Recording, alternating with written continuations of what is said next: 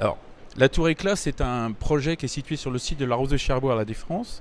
C'est un projet qui est vraiment pour nous le symbole du renouveau de la Défense, pour une double raison. La première, c'est un projet mixte, puisque à côté de la Tour Éclat va être développé des logements étudiants par Gessina, mais également c'est un projet qui combine l'architecture et l'urbanisme, puisqu'il y a 5 hectares qui vont être aménagés par Paris La Défense au pied des deux tours, dont 1 hectare 3.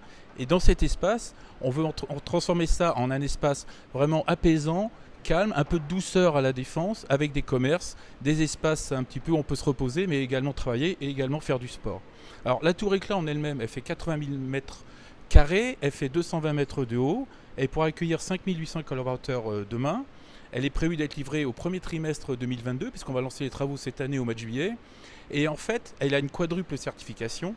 Et on a tout fait dans cette tour pour que ce soit une tour du 21e siècle qui réponde aux exigences de travail des nouvelles générations, c'est-à-dire la Y et la Z qui arrivent demain, puisqu'on va prévoir énormément de services dans cette tour. Il y a 4 niveaux entièrement dédiés aux services.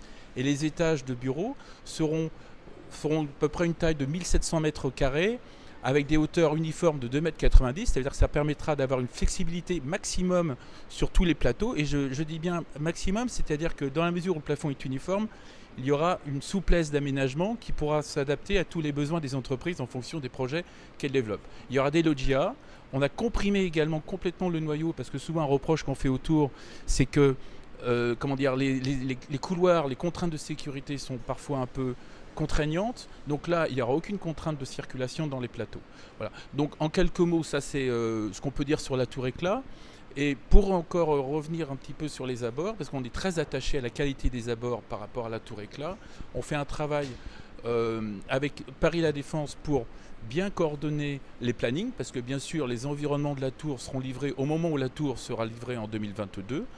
Et on est en train également de travailler avec le grand réservoir pour donner une animation maximum au pied de la tour.